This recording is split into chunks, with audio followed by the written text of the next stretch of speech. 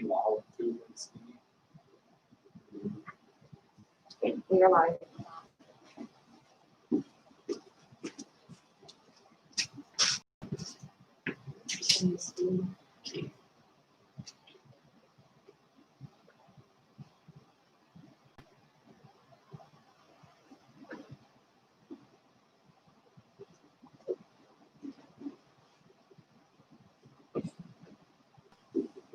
Those of you at home, can you see the agenda?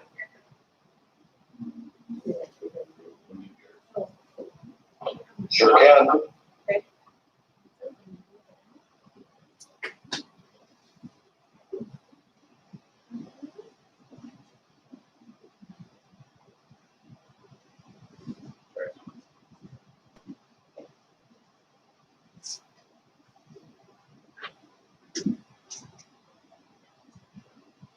Okay, and before we get started here, I will just make a quick announcement that if everyone could speak a little bit slower, over pronunciate your words, and project.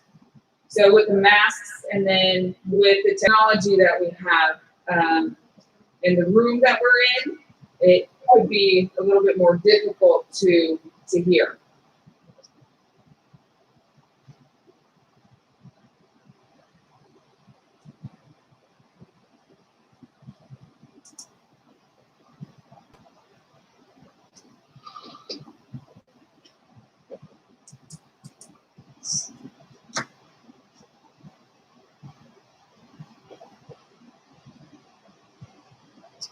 Okay. It is 7 o'clock. And I will call the board meeting to order.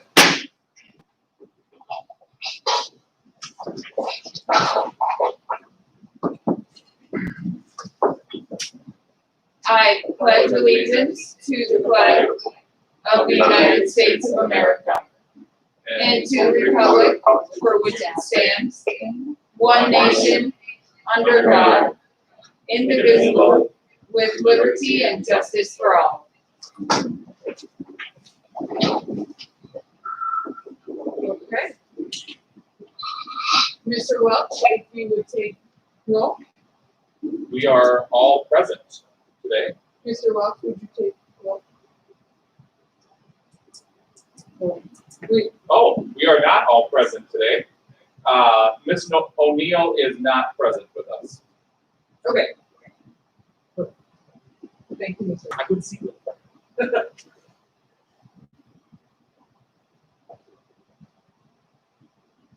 Okay, next on the agenda is approving, and before that, is there anything on the agenda to bring before, any new business?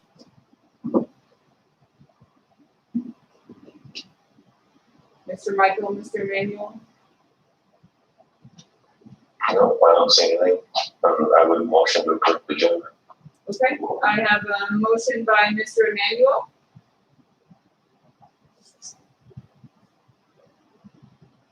I'll second. We're in the beach. I have a second by Ms. Miller Beach.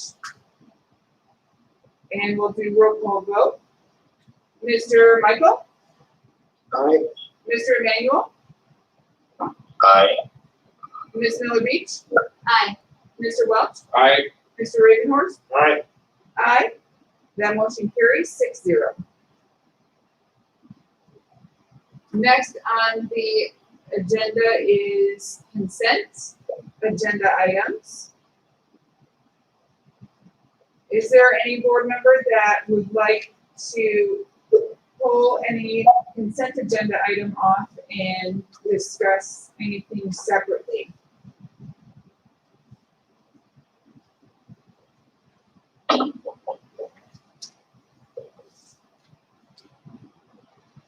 If not, I would entertain a motion to approve the consent agenda items as listed 6A through 6F.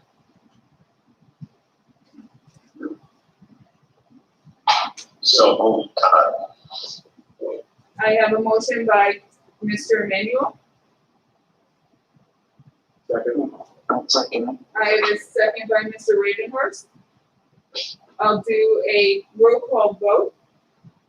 Mr. Michael, Aye. Mr. Emmanuel, Aye. Ms. Miller Beach, Hi. Mr. Welch, I, Mr. Ravenhorst, Aye. I for myself, and that vote carries 6-0. All right, next on the agenda is consider and approve the revision of the return to the school safe learning plan, particularly the transportation piece.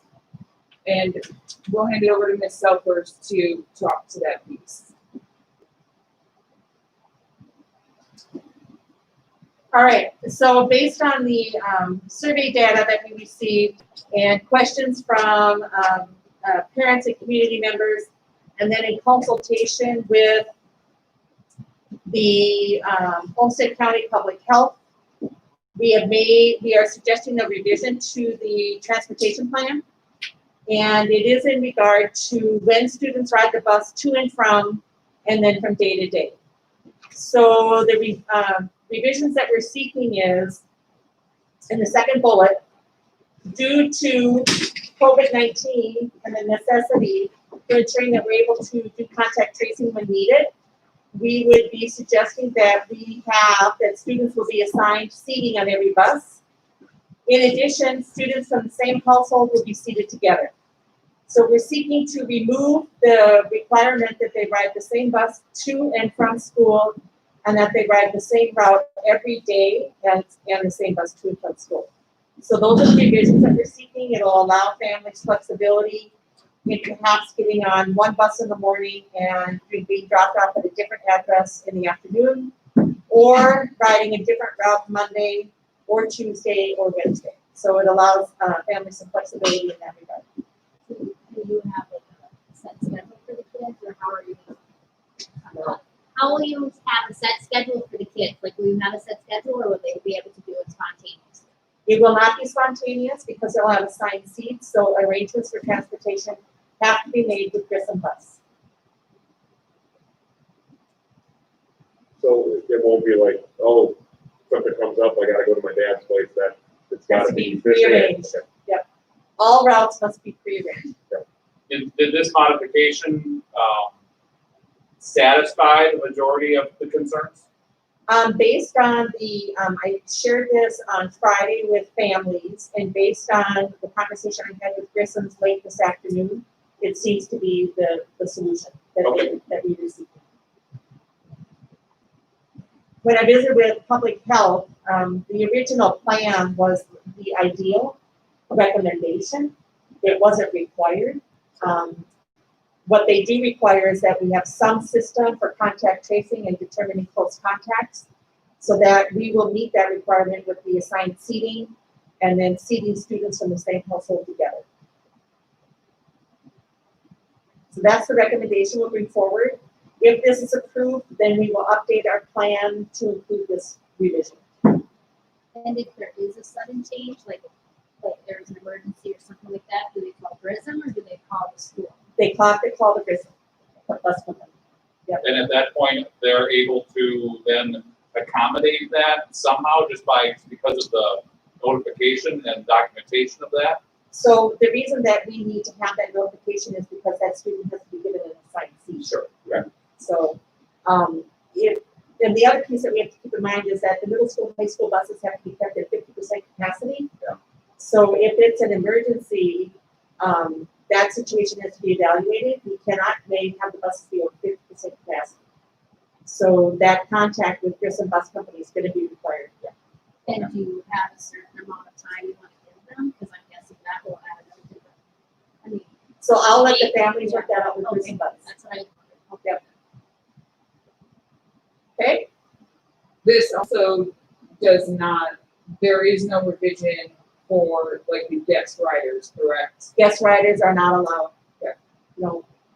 Okay. So yeah, there is no guest riders. If parents or children want to have a guest, they're going to have to make other arrangements. Okay. Just with the restrictions that we have. Okay. Yep.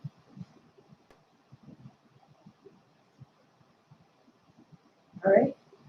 So I can exit this and we can go back to the motion if you'd like. Sounds good.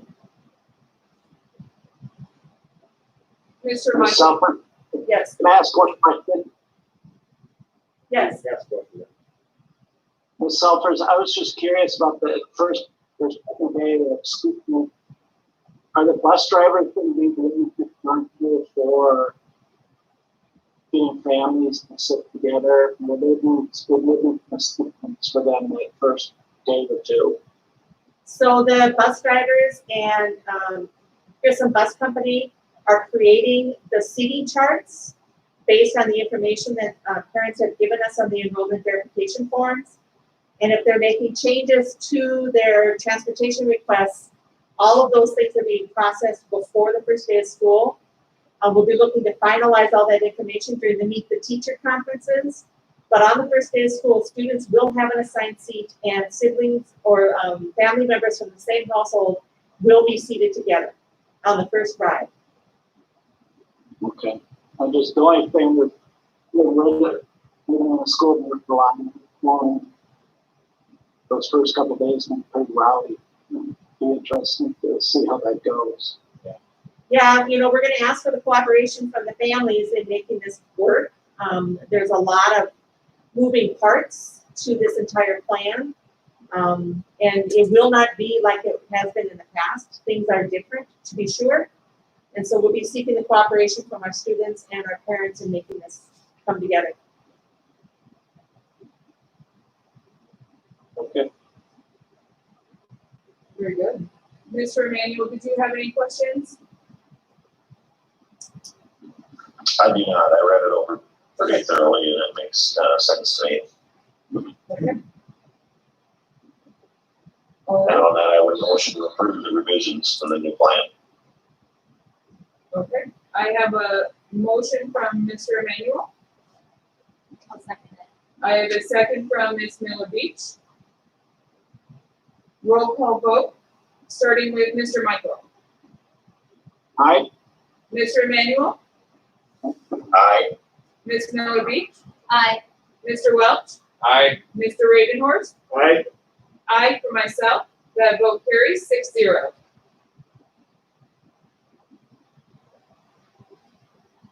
Okay. Next on the agenda is consider and approve the resolution to designate the identified official with authority. So this is an annual thing that we revisit every year. Designating Ms. Selfers as our payee of the district.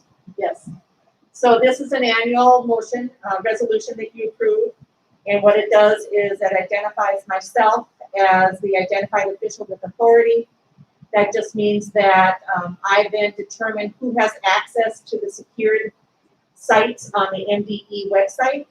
And so all of those approvals come through my office first, and then we have a proxy that goes in and does those approvals. But they don't get approval until they come through me. And these are all secured sites, so they're not sites that you would want anybody accessing that should not have that access. So without this, we do not get paid. Yes, that's correct. Okay. This is the approval, this includes the approval of the state aid payments, so this will be important. Who do you normally give access to? So Mr. Schroeder would have access as the business manager. Sheila Gossman has access as HR coordinator. Kathy Conger has access as the MARS coordinator. Katie Morlock will have access as the district assessment coordinator. The principals have access because they have to enter the discipline incident reporting system each year. Haley Lifford has access to identify the community ed resources and approve scholarships. So certain people at certain levels have access to specific sites. Mrs. Morlock does not have access to the sites that Mr. Schroeder has. So they're designated by position and the need for access Based on role. based on their role. Yep.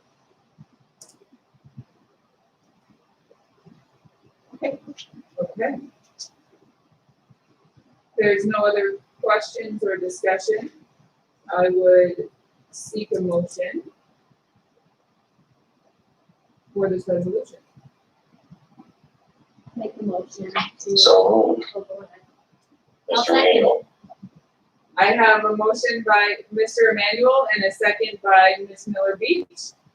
Because this is a resolution, we'll do a roll call vote. Mr. Michael, Aye. Mr. Emmanuel, Aye. Ms. Miller Beach, Aye. Mr. Welch, Aye. Mr. Ravenhorst, Aye. I for myself. That vote carries 6-0.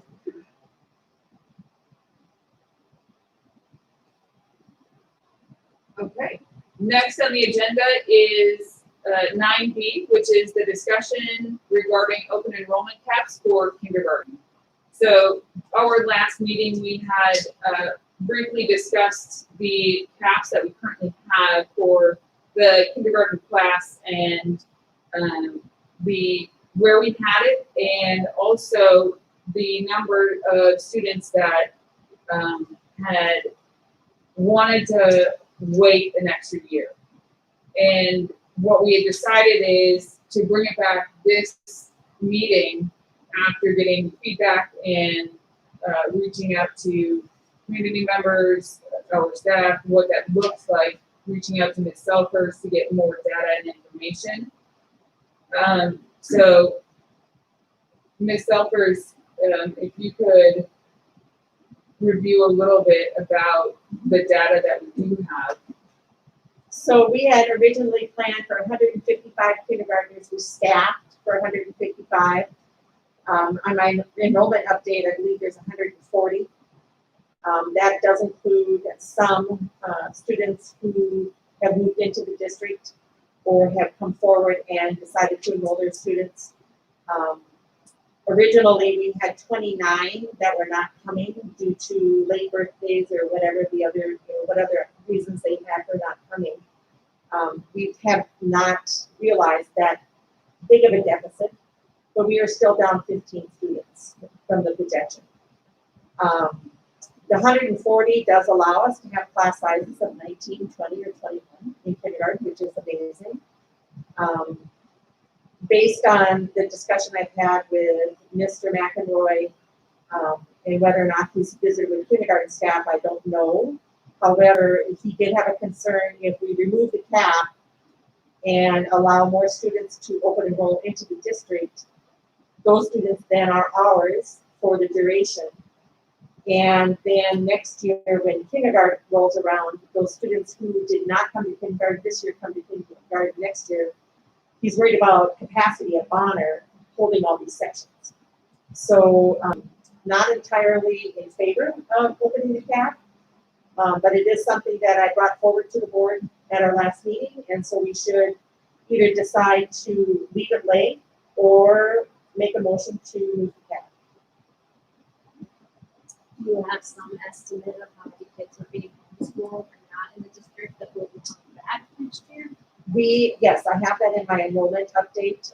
Right now, I believe we're at 40 students district-wide. You know how many of those are kindergartners? I do, but not off the top of my head.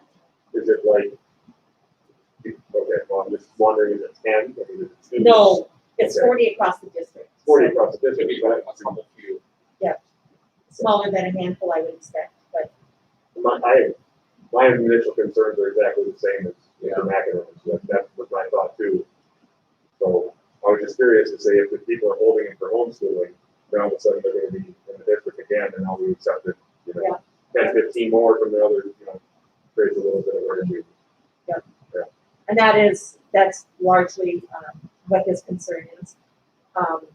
Because of the gap that we had between projected enrollment, what we staffed for, and what we had coming,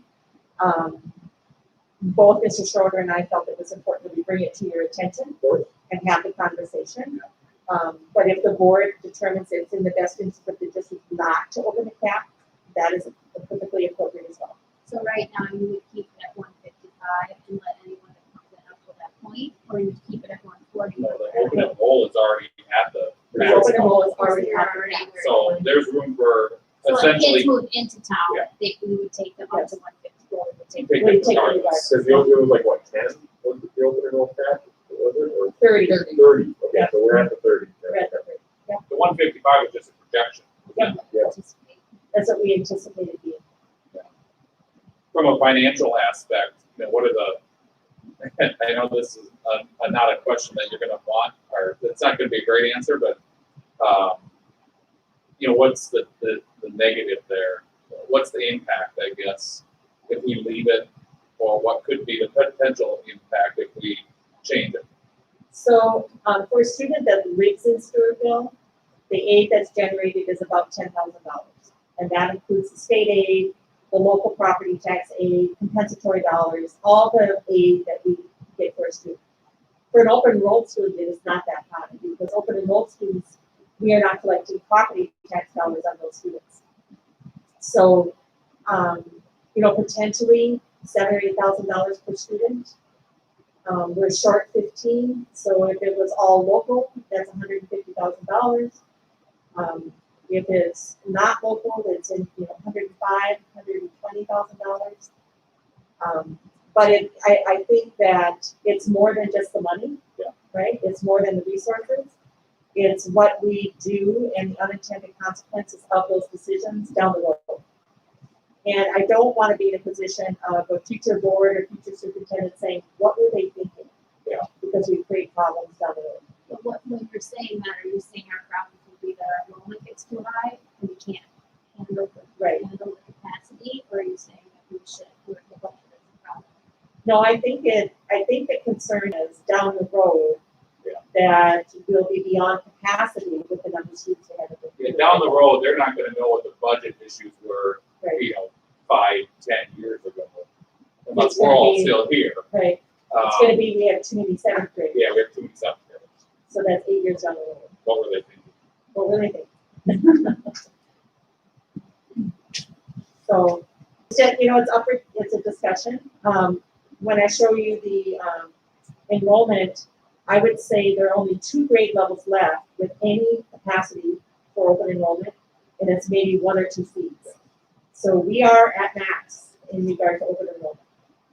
We have met our capacity in that regard. You have to have a pretty strong case, to make that accommodation for this one grade, this one year. When we don't know what the unintended consequences are gonna be. Yeah, I would say leave it, that's my opinion anyway. Mr. Michael or Mr. Emmanuel, do you have any comments or questions? No questions, I would agree after hearing a little more tonight that, it may be best to leave it where it is, as we've discussed, because of unintended consequences, or as I was mentioning, once those grades are potentially ours for their career in their career in school till 12th grade. Of course, they could be used doing this one year, but we don't know that. Really, they're out and they're in for next year if they want to be.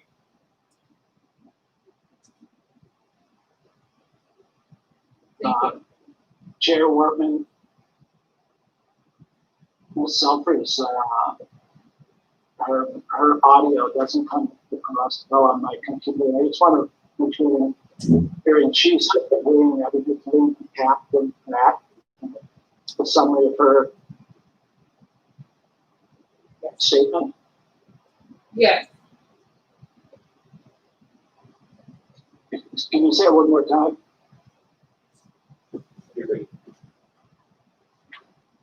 Mr. Michael, can you hear me? I can now. Okay. So we currently have a cap in kindergarten of 30 for open enrollment. And we are at the cap currently.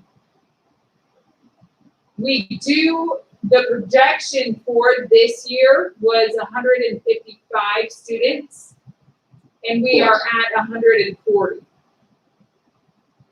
I understand. And Ms. Selfridge is recommending that we just leave the cap where it's at. Correct. along with I Mr. agree. McElroy. Okay. I'm sorry to drag that on, this. No. No, you're fine. Just, One thought that I had, by stating that a great thing having low, class sizes. What if, we yet have some kindergartners start pulling out more and that class gets even smaller? Is there that potential then to all of a sudden, cut a section and then make the class sizes bigger? I'm not really sure how that would work. No, that would not occur within the school year. All of our, It would just get smaller and smaller. Yep. Okay. all of our teachers are contracted through the end of the school year. Yeah, they got a job until July. So there's no reduction of teachers Yeah. mid-year. Okay. Or even now. No. But would you be able to move kids around if one class got smaller than another class? In this situation, I would advise against it because they're going to be assigned to a classroom and we're going to try to not have students intermingle in classes. Yeah. So we're going to create pods and that's going to become their family at school. And we're going to try to stick with that family you want. Can you see from my eyes that this is gonna be crazy? I mean, it's just gonna be a lot of stuff to think about. It's a lot of stuff It's a to lot think of stuff. about. Yes. I would be in favor of leaving things the way they are. Both Mr. Schroeder and I appreciate the discussion about this. It's something that we felt that we needed to bring to your attention, but I think in the end, you're making the right decision. But not bringing it to your attention, not having a discussion, because we did not think that was advisable. So, So thank you. Okay.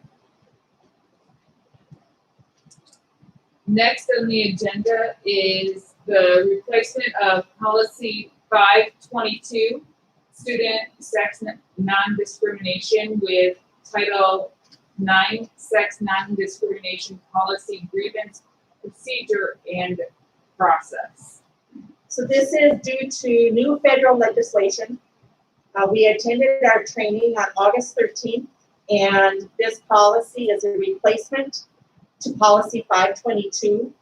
And so when you looked at this policy, there was no strike through or new language because the entire policy has been rewritten. And MSBA suggested that we not do a first and second reading because the entire policy is federally legislated, that we just replace what we have with the new requirement. So I can open it if you'd like me to. It's 17 pages if you had a chance to review it. But it does meet it dots all the I's and crosses all the T's. Once you approve this tonight, we then have to add on our district site a Title IX webpage, and all of the information about the policy, the contacts, the reporting form, the grievance procedure, all of that is ready to go tomorrow morning. And so we will meet the requirements of the federal legislation once you adopt this policy, and we have that site go live tomorrow.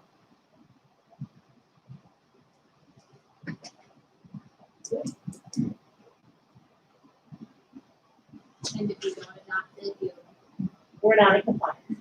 So I recommend adoption. Correct. If we do not adopt it, we are not in compliance. Yes. Is there any discussion, any questions from the board? If there's no questions or discussion, I would seek a motion. I'll make that motion. All right, I have a motion by Mr. Welch, Second, Mr. Emmanuel. second by Mr. Emmanuel. And with that, I'll start with Mr. Michael for a roll call vote. Aye. Mr. Emmanuel, Aye. Ms. Miller Beach, aye. Mr. Welch, Aye. Mr. Reaganhorst, Aye. aye for myself. That motion carries 6-0. All right, we're in compliance. Yes, we are. Thank you. Okay. Next on the agenda is the second reading of the policy revisions. So Which, we're go getting, ahead. we are getting close to the end of our revisions. This was quite a long list. These are mainly from the recommended list. And so once you approve these, we will go back through all of the policies that are left for revision and keep chomping away at that. We are not yet to the locally adopted policies, but we're getting close. So with this approval, we'll get these updated to our website and we will be closer to getting this project done.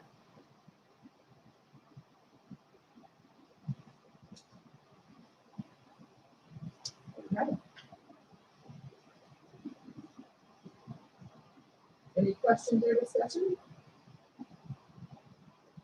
Okay, if there's no question or discussion, I would seek a motion for the adoption of the second reading of these policies. So moved. I have a motion by Mr. Ravenhorst, Second, Mr. Manuel. a second by Mr. Emmanuel. And I'll start with Mr. Michael. Aye. Mr. Emmanuel, Aye. Ms. Miller Beach, Aye. Mr. Welch, Aye. Mr. Ravenhorst, Aye. I for myself. That motion carries 6-0.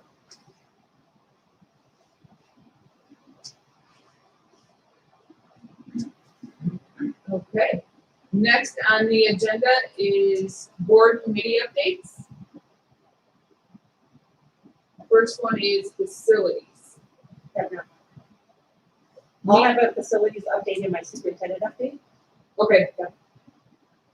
So meet and confer. I would assume not, since we're getting closer to the start of school. Negotiations, policies, no. Other. Minnesota High School League? Nope. Okay. Zed, we had a board meeting last week. We are, we have our plan for Zed as far as this upcoming school year. Just working with all of the districts and all of their different plans and their different transportations. And also moving forward with the building project and what that looks like. And I think that's everything. Next on the agenda item is Ms. Selkers, superintendent update. So I have somewhat of a lengthy update. I did attach it to the agenda, so you might have had some time to review it, but I'll just walk through the information. COVID funding support. So there are 3 buckets that we're going to get some funding support from both the state and federal levels. This one, the first one's called Corona Relief Fund. And this money has to be spent from July 1st through December 30th of this year. It's about $510,000. What we can spend it on is operational costs for cleaning and PPE, transportation due to decreased capacity where we have to increase routes, any technology expenses, school-age childcare for Tier 1 workers beginning July 1st. So we did not have to provide childcare in the summer for Tier 1 without having a fee. If we are in distance learning completely between now and December 30th and are required by governor's order to provide free childcare for Tier 1, we can pay for those costs out of this fund. Any professional development that we need to do for COVID training or technology training or flex family learning plan training, distance learning training, any of that can come out of here. And our COVID-19 coordinator, who you approved earlier tonight, that salary can come out of here up until December 30th. Any questions? Will you, I mean, will you be able to hold back some of these funds until the No. end of the year, or you? They must be spent by December 30th. No, Not, but I'm saying, we won't know whether the tier one thing happens or some of these other things happens unless we go into district flooding Correct. based on the Department of Health, so. Right. I mean, have you already gone through most of this money, or is it gonna? what's gonna happen is at our meeting at the end of September, Mr. Schroeder's gonna be on the line and he's going to tell us how much we've spent on each bucket. So we just learned about this. They released the funds on August 21st. So we've only known about it for about 3 days. We are now going through our expenses since July 1st to try to figure out what can come out of this bucket and what's going to be permitted and what things are not. So it's a work in progress. The next one is called ESSER. This one is funding that's available for expenses from March 13th, which is the day of the governor's order last spring, all the way through September 30th of 2022. It's almost $172,000. This money can be spent on supporting students that are at risk, cleaning and sanitizing, technology, and mental health services. So the idea with this fund is that we spend it out of the first $510,000 first, deplete that, and then we go to this one. This one goes through September 30th of 2022. So this is the money that we don't want to spend first. The other one is called Years, and that one is also from March 13th of 2020 through September 30th of 2022. It's about $18,000. All we can use this money on is technology. So again, we're looking to spend the $500,000 first, and then dipping into these two buckets after that's finished spending. And Mr. Schroeder is tracking all three buckets and making sure that we're spending it in the appropriate place. We are in need of creating an advisory council. So this comes from the governor's order and the Minnesota Department of Ed plan for this year. So what this advisory council's role would be is working with the regional support team out of Southeast Service Co-op, which includes representatives from Public Health, Olmsted County Public Health, and Minnesota Department of Health, and a representative from MDE. So they've been assigned to our region. Every school district will have an advisory council that would work with that regional support team to determine our response to increases or decreases in infection rates. So every week we get an update on what our infection rates are. I've been sharing those with you. And if we have an increase and have to pivot to another learning plan, this advisory council would be the one that determines what that would look like, what our response should be, what is public health saying, what is the Minnesota Department of Health saying. Ultimately, it's a local decision. However, remember that through legislation and statute, if we make a decision in which the Minnesota Department of Ed commissioner feels that we're putting students in danger or creating unsafe learning conditions, she can override our decision. So I'm going to be sending out invitations. I just had the meeting with the regional support team today on a webinar. So I found out more about what's expected at this advisory council. I'll be sending out invitations. Membership needs to include community members, parents, students, primarily high school students. They're suggesting juniors and seniors, employees, school health staff, administration, school board members, transportation, food services. So we'll put this committee together. I imagine the first meeting will be education and understanding of what the roles are. And then we would meet as often as needed to make sure that everybody's informed about what's going on. And most importantly, maybe do a practice or a tabletop exercise of a pivot situation so that everybody would understand how that decision would be made. Questions on that? Okay.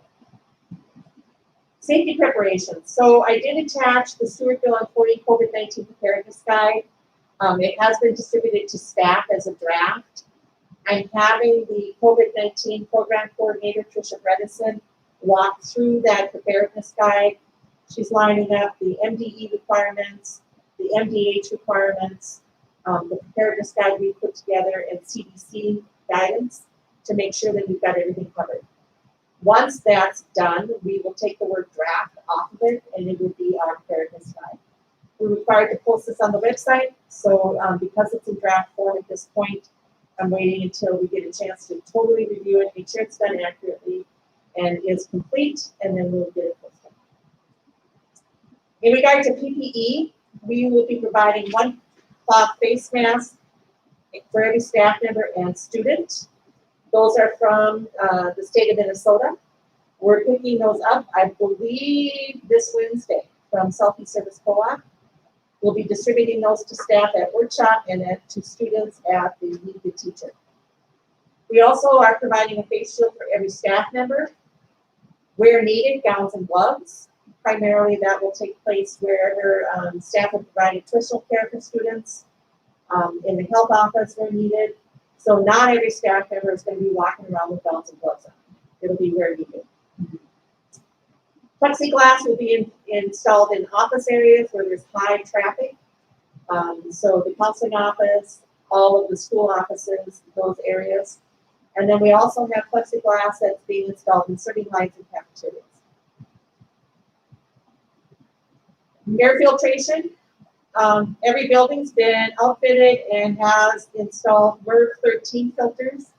So the filter at MERV 13 is the highest rated filter to filter out all impurities in the air. So those filters are installed throughout the buildings. We're also reprogramming our CO2 settings to bring in more outside air. So there's a CO2 sensor on unit ventilators, and when the CO2 gets to a certain level, outside air comes in. So we're working with our consultant at IEA, which is our environmental assessor. He is helping us reprogram CO2 settings so that we can bring more outside air more frequently than just when the CO2 level gets at a certain level.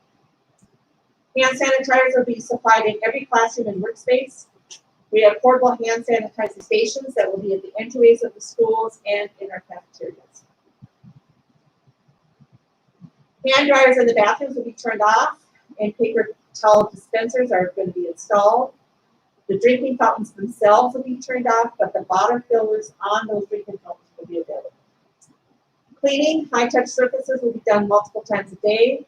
There'll be a deep, thorough cleaning daily, and then teachers and staff will have cleaning supplies available to wipe down desks and chairs as needed throughout the day. We added the refilling stations to a couple of different buildings, correct? Mr. Light wrote some grants, and we got funding for those. Okay. Yep. Thank you, Mr. Light. Yes. Some people are allergic to the sanitizer. How will they be? We're using sanitizer that's provided by our cleaning supply company called Arnold's. It's fragrance free. And so if there are allergies to those kinds of things, parents will communicate with the health office staff to make sure that they're being accommodated. Food services, students will get a grab-and-go breakfast upon arrival if they would choose to purchase one. So all meals at this point are still on a paid per meal basis.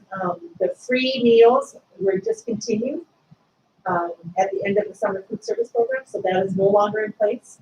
So the breakfast that is picked up upon arrival will be the ones that you pay for, and then students go directly to their classrooms. So they won't be congregating in the cafeteria or in lobbies or in commons areas. Bonner and Central at lunch will pick up their meals and return to classrooms using to-go containers. So they'll be eating in their pods in their classrooms. Barricade will pick up their meals and return to classrooms using meal trays. Middle school and high school will eat in the cafeteria. They'll be entering through designated entrances, so they'll be told which entrance to enter and exit to limit cross-contamination as much as we can, and they will have assigned seats. So a lot of changes in the way meals are being handled at school. Transportation, we have to separate our elementary and middle school and high school separately. Elementary and preschool are allowed to be at full capacity, so we're running those routes first. Middle school and high school will be at 50% capacity due to the COVID infection rates of the county. So we're running a second route to pick those students up. There'll be assigned seating, seated with the siblings and family members. We'll have staggered drop-offs at each school, so there's no more hub, and you're not gonna transfer buses. So the buses will stop at Bonner, Central, Bear Cave, or Bear Cave, Central, Bonner. So it'll be staggered drop-offs. The middle school, high school, they're gonna drop off at the middle school, high school, so there's no transferring of buses in the hub. Relocation of classrooms and offices. So Tiger Tots, that wraparound program for Tiger's Tots will be in the central cafeteria. We're going to create about a 900 square foot space in the cafeteria for them. The non-wraparound will be out of Bear Cave Intermediate Gym. We're going to use one court on the furthest end of the gym. This will impact rental and access to facilities. However, we are prioritizing educational programming over everything else. Preschool education has relocated to, special education, has relocated to smaller classroom areas at Central. Grade 2 has been moved completely over to the Central Education Center. They're using classrooms that were used by Tiger Time, Tiger Tots, the preschool special ed, and the administrative office areas. Administrative offices have all moved to 4th floor, and Katie Morlock's office was relocated to Bear Cave. How did all those moves go? I saw movers last week. Yes, we did hire moving companies to help us. Our custodial staff could not have done all that work in the amount of time that we needed to get it done. It was work intense. Moving entire buildings, an entire grade level over, moving all of us up. Did So- the second grade classrooms, they're obviously not ready to go, but The stuff is in them. Some teachers have been working in them already. We did stipend the teachers, so if you moved an entire building, you got a 3-day stipend at your daily rate of pay. If you moved within a building from classroom to classroom, you gave you 2 days. If you just had to rearrange a room because somebody vacated and you were expanding, you got 1 day. So, Good. yeah. Classrooms at Bonner have been expanded to allow for more space, so we removed all the classical walls. We also are repurposing large spaces as classrooms, like the media center is now a classroom, no longer the media center. Classrooms at Bear Cave have been redesigned to allow for maximum use of space. We removed a lot of furniture that wasn't necessary or required. A lot of the flexible seating is gone. It's back to desks and chairs to make sure that we social distance. And we are also repurposing large spaces there as classrooms. So the library there is going to become a classroom. So there's a lot of shifts in paradigms and how we use space. But in order to do what we needed to do, this is the steps we had to take. Where are you storing all this? that's what I was saying. So we are in the process of getting 2 4-H pods delivered to our campuses.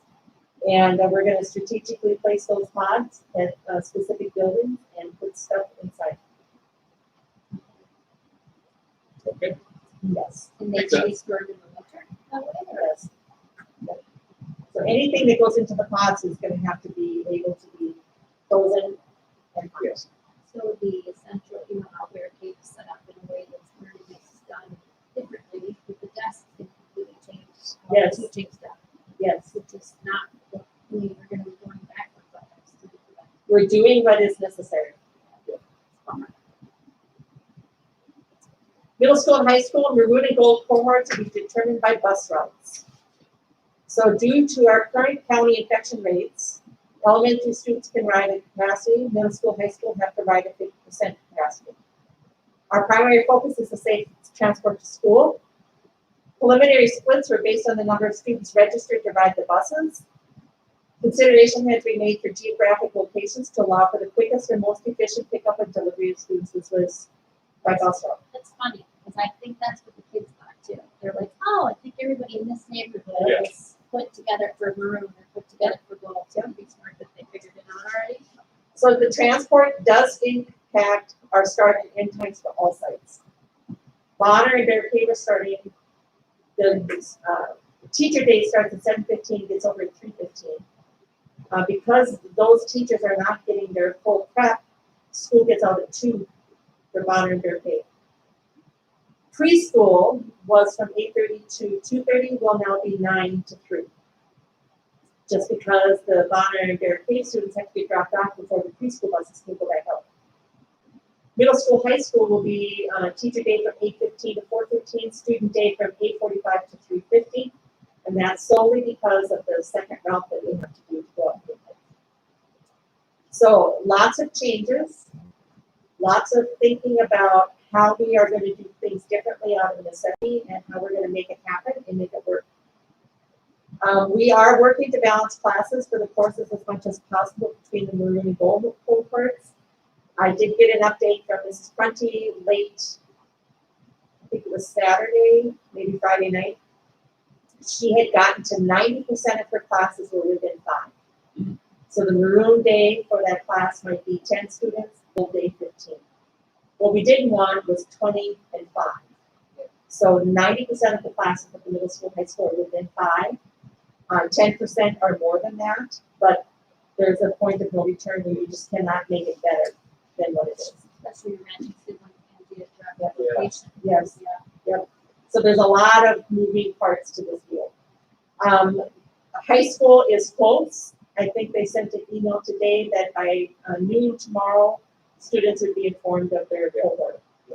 Also, we are not going to be able to accommodate special requests because of who you are not with or who you are with in your cohort. The cohorts are the cohorts, and we had to make the decisions based on the data versus personal preference.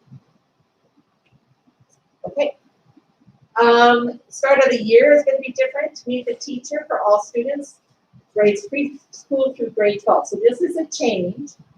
We did not have meet the teacher for 6th through 12th grade. We had half grades. But because we cannot have large groups of people congregating in the building at one time, we are scheduling appointments through PTC Fast for all students through grade 12. There'll be 1-hour meetings to orientate everyone for the new school year. So every student has something different this year, and this will be essential that parents attend with their children. Tuesday and Wednesday, we go from noon to 8. Thursday and Friday, we go from 7:30 to 3:30. First day of school will be Monday, September 14th for all students. Daily schedules, I did kind of talk about this already. Just talked a little bit about the preschool, morning and afternoons are shifted by half an hour. The teacher contract day was able to stay the same as it has been. The para work day has shifted, and the administrative assistant work day, I think, remaining the same as last year.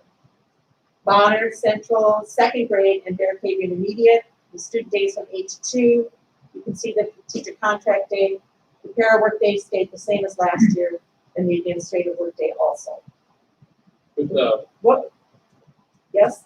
with the middle school, high school, they schedule the security desk at 7:30. Yes.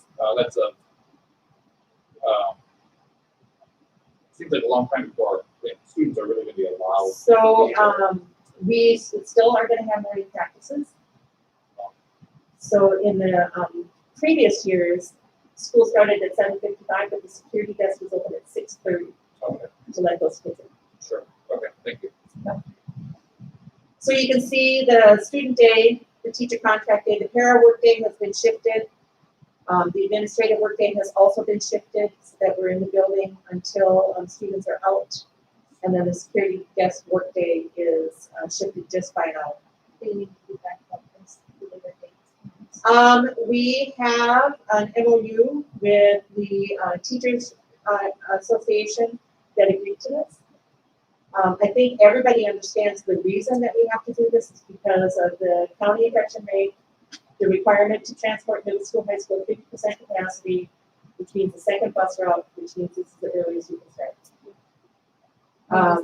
Does this gap in bus rate take into account if we're doing this in the middle of the winter with all the crazy weather and everything too?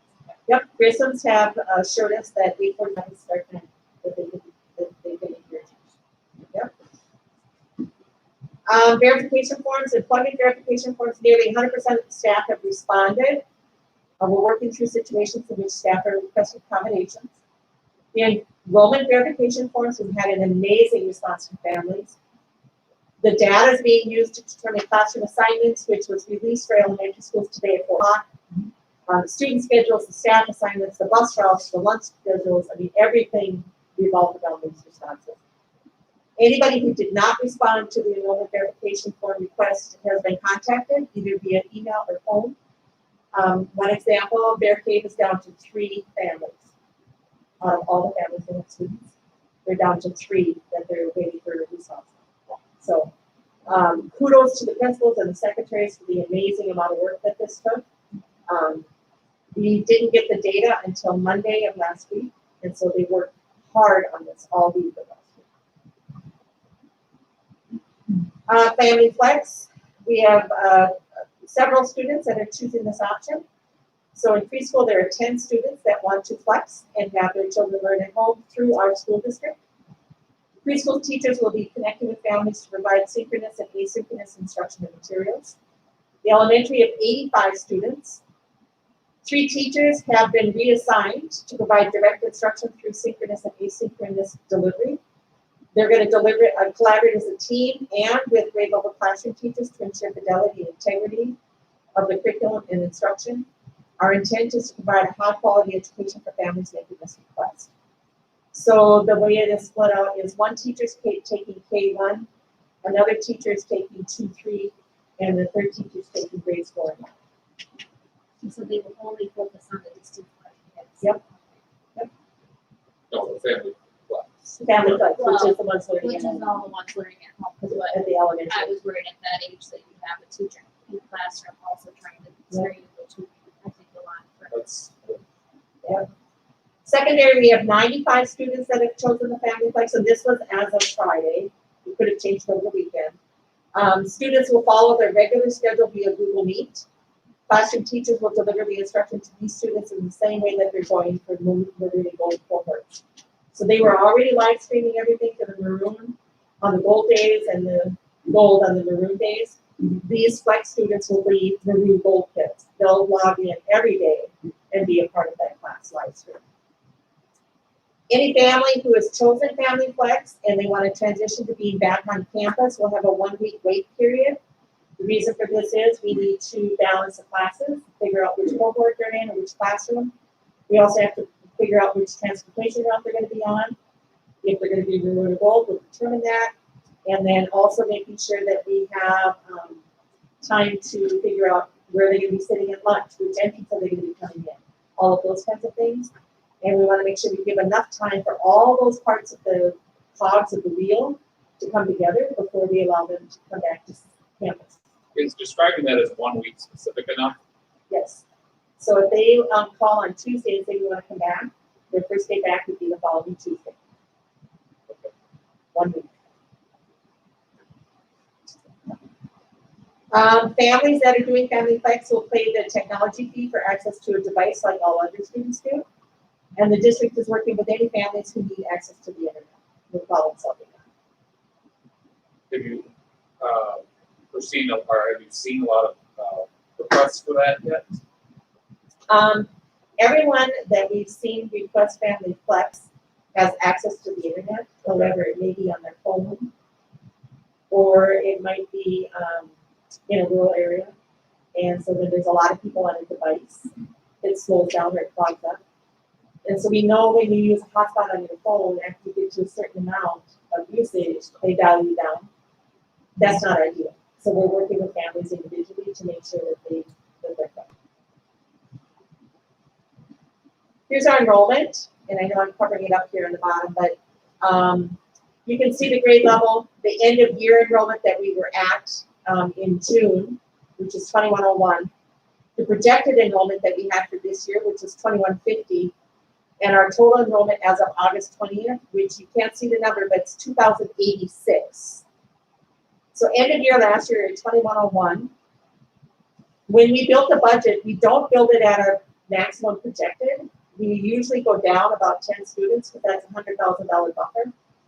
So our proposed budget was based on projected enrollment of 2140. When we propose our budget, it includes allocations for staff, equipment, supplies, and all those kinds of things. The data from the enrollment verification form shows an estimated 40 students going to homeschool and 10 students withdrawing to Rochester or an online school. The total revenue per student is about $10,000. That again, this is a repeat of what I had said before. That's state aid, local aid, compensatory capital, those kinds of things. Potential deficit is about $500,000 with those 40 homeschooled and those other 10 students who withdrew. So we need to keep that in mind. The COVID dollars do not help us with this.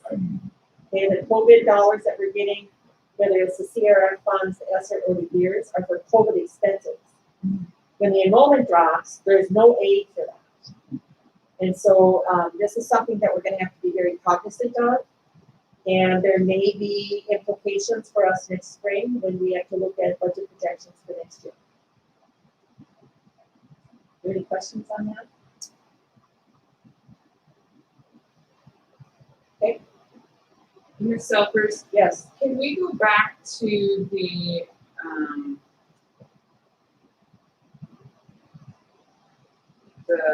there is the, group that you wanted to put together? COVID Advisory Council? Yes. Yes. Can you walk through just a high level of what that would actually look like? So are they meeting beforehand to put together like a process, the what ifs? Or are they working with like Homestead County Public Health for every scenario? Or can you talk a little bit more about that? So the COVID Advisory Council will be a local team that's going to make a recommendation for a pivot to the school board. You remember that you gave me authority to make those decisions. So the COVID Advisory Council is going to work with me to inform what should we do because we have this situation, whatever that might be. They're not going to work directly with the regional support team. The regional support team is going to be working with myself and the COVID-19 program coordinator. So in the regional support team, there's a member of Homestead County Public Health, MDH, and MDE that will tell us, you've got a community spread going on in Stewartville, and it's driving your numbers up. And so you need to make a decision. Here's what we recommend. We would then go to the COVID Advisory Council and say, here's what we've got. Here's what they're recommending. How should we do it? Should we do this within a day? Should we do it within 3 days? Should we not have school for 4 to make this transition? All of those kinds of things. There'd be a lot of education up front. A tabletop exercise in which I think we practice the pivot and what that looks like and the processes that we would use. I don't have that defined on what that process would be. That'd be something that the advisory council would work through. Yeah. But that's basically where we are. Right.